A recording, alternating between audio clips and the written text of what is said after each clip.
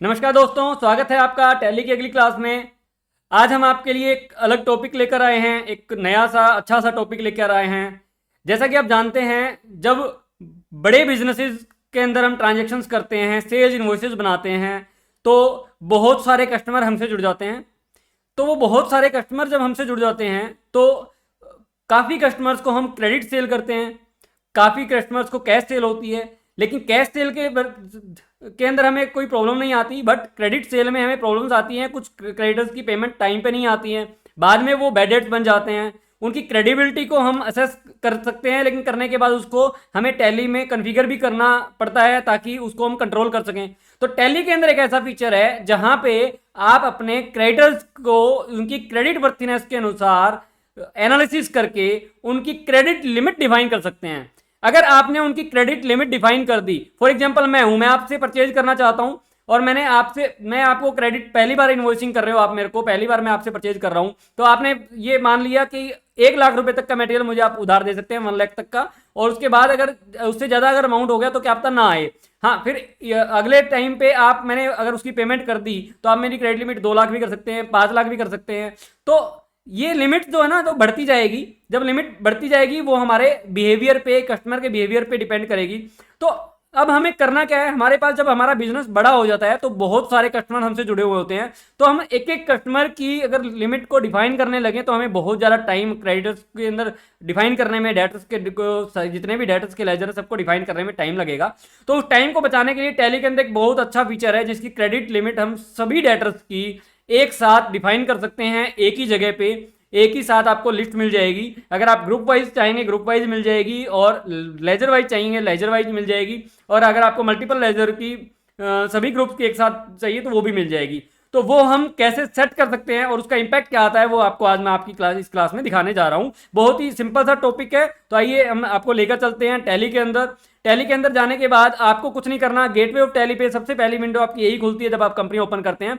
Gateway of tally के अंदर आपको सिर्फ एक ऑप्शन दिखेगा मास्टर्स के अंदर, क्रिएट के अंदर जैसे ही आप एंटर करेंगे तो देखिए आपको अकाउंटिंग मास्टर्स में आपको कुछ ऑप्शन दिख रहे हैं, group, ledger, cost centre, currency, rate of exchange, scenario या वाउचर टाइप। या आपको इसके अंदर ऊपर आपको एक ऑप्शन दिख रहा होगा शो मोर का, आपको शो मोर पे क्लिक करना है। जैसे आप शो मोर पे क्लिक करेंगे तो आपको नीचे देखिए अकाउंटिंग मास्टर के अंदर ही क्रेडिट लिमिट का ऑप्शन दिखने लग जाएगा। क्रेडिट लिमिट का ऑप्शन जब आपको दिखेगा तो आप इस पर एंटर कीजिए। एंटर करने के बाद ये आपसे पूछे, लिस्ट ऑफ ग्रुप मांगेगा कि आप कौन से ग्रुप के अंदर आप क्रेडिट लिमिट को डिफाइन करना चाहते हैं। आप ब्रांच डिवीजन में कर सकते हैं, कैरियर क्रेडिटर्स कुछ बनाए हुए हैं मैंने, उसमें कर सकते हैं। और वैसे जो क्रेडिट लिमिट है वो डेटर क्रेडिटर्स में ही लगती है, तो वो उन्होंने डेटर क्रेडिटर्स के ग्रुप के ऑप्शन दिए हुए हैं। तो मैंने जैसे ही सन्ड्री डेटर्स पे क्लिक किया, डेटर पे क्लिक किया तो मैं सबसे पहले जो मेरा क्रेडिटर आ रहा है वो आ रहा है आकाशदीप। फॉर एग्जांपल मैं इसको 1 लाख रुपए तक की सेल कर सकता हूं। उसके बाद अगर 1 लाख रुपए से ऊपर मैं सेल करूं तो मेरे पास इसकी अभी क्रेडिट वर्थीनेस नहीं है। जब आप अगर 1 लाख से ऊपर का आपने मटेरियल इसको सेल किया तो ये आपको सेल नहीं करने देगा। और अगर स्पेसिफिकली अगर रिक्वायरमेंट करता है तो आप उससे पेमेंट मांग सकते हैं कस्टमर से, और उसके बाद आपको इन्वॉइसिंग करने देगा। आपको इसका इंपैक्ट मैं दिखाता हूँ। देखिए क्रेडिट पीरियड फॉर एग्जांपल इसको मैं 15 डेज का क्रेडिट पीरियड देता हूँ। और ड्यूरिंग वाउचर एंट्री जब हम सेल्स का इनवॉइस बना रहे हैं तो आपको क्या ये रिमाइंड करवा दे क्रेडिट डेज की एक्सपायर हो गया, ड्यू डेट एक्सपायर हो चुकी है, तो उसको आप येस नो कर सकते हैं एंट्रीज के टाइम पे बताने के लिए। तो ये सिर्फ उसी टाइम पे काम आएगा, ये जो चेक फॉर क्रेडिट है उसी टाइम पे काम आएगा जब आपकी ड्यू डेट एक्सपायर हो चुकी है, तो ये आपको इन्फॉर्म करने के काम आएगा। तो यस किया आपने, इसकी मैंने लिमिट 50,000 लगा दी, इसको मैंने 40 डेज लिख दिया, इसकी मैंने 1,50,000 लगा दी डेट, और इसको मैंने 45 डेज दे दिया। ये आप साथ साथ यस कर सकते हैं। और फॉर एग्जांपल मैंने आकाशदीप एम्बिशन इनकी लिमिट लगा दी है, बाकी की लिमिट मैं एक बार पेंडिंग छोड़ देता हूँ, आप चाहे तो लगा सकते हैं। और मैंने इसको एक्सेप्ट कर लिया। अब मैं आपको दिखाता हूँ, एक इन्वॉइस बना के दिखाता हूँ। देखिए क्या मेरे को ऑप्शन देगा। मैंने वाउचर एंट्री में गया, F8 किया, सेल, और मैं एक सेल इन्वॉइस बनाने जा रहा हूँ। किसके नाम से? एम्बिशन के नाम से बना देते हैं चलो। और एम्बिशन के नाम से मैंने एक बिल बनाया। एक मिनट, कंट्रोल एच करके मुझे आइटम इन्वॉइस करना पड़ेगा, ये मैं आपको पहले वाली क्लासेज में बता चुका हूँ ऑलरेडी। तो मैंने ये सेल्स इन्वॉइस इसमें डाल दिया, और जो प्रोडक्ट है वो मैंने फॉर एग्जांपल लैपटॉप डाल दिया, और ऑर्डर नंबर नहीं दिया हुआ, लोकेशन एक लैपटॉप और 1 लाख रुपीज़ का। तो अभी आपको पता है कि मैंने एम्बिशन की कितनी लिमिट लगाई थी, तो आइए देख लेते हैं क्या ये हमें एंटर करने देगा। एम्बिशन का पहले अभी देखिए यहाँ ऊपर आपको एम्बिशन के करंट बैलेंस एम्बिशन का अभी कोई बैलेंस नहीं है, बट क्रेडिट लिमिट की 50,000 है। तो जैसे ही मैं एंटर करूँगा, बाकी चीज़ें मैं नहीं डाल रहा, ये मैं आपको सब बता चुका हूँ प्री डिफाइंड लेजर कैसे यूज़ होते हैं और बिल वाइज। ये देखिए मैं ये एक बार एंटर करने की वजह से स्किप हो गया, आपको मैं दिखाता हूँ दोबारा।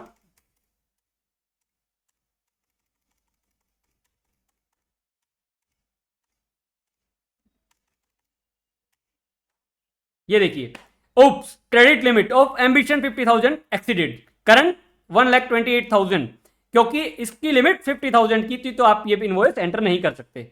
तो सभी डेटर्स के ऊपर आप ये लिमिट लगा सकते हैं। अब एम्बिशन को क्या करेंगे आप, अगर जब इनवॉइसिंग नहीं होगी तो एम्बिशन को बोलेंगे, अगर पहले का बिल की पेमेंट पेंडिंग है तो आप क्या बोलेंगे, सर प्लीज पेमेंट कर दीजिए क्योंकि इनवॉइसिंग नहीं कर पाऊंगा अदरवाइज मैं आपके लिए। या वो स्पेसिफिक केस है, एम्बिशन आपका अच्छा कस्टमर है और आपको कुछ बात करता है, आपकी मैनेजमेंट से बात करता है, तो आप अपनी अप्रूवल लेके उनकी क्रेडिट लिमिट को एक्सीड करा लेंगे, एक्सपेंड करा लेंगे या अमेंड करवा लेंगे, और वो लिमिट आपकी बढ़ाने के बाद, एक्सेस लिमिट सेट करने के बाद आप उसका इन्वॉइसिंग आप कर सकते हैं। तो उम्मीद करता हूं ये बहुत ज़्यादा अच्छी आपको वीडियो लगेगी, ये आपका कंट्रोलिंग, आपके बिजनेस में कंट्रोल करने के काम आएगी, और रियल टाइम में आप अपने डेटर्स को एक्सेस बिलिंग ना हो, आपका पैसा बर्बाद ना हो, आपकी एक्सेस सेलिंग बिलिंग ना हो, आपके बैलेंस शीट के अंदर बैड डेट ना बढ़े, इसके लिए बहुत ही काम आने वाली है। और मेरे सीए भाइयों के लिए भी स्पेसिफिकली आप अपने कस्टमर के लिए ये चीज़ें अप्लाई कर सकते हो ताकि आपको बहुत सारा ये फायदा मिले इसके लिए। तो आज की क्लास में इतना ही, धन्यवाद, मिलते हैं हम अगली क्लास में।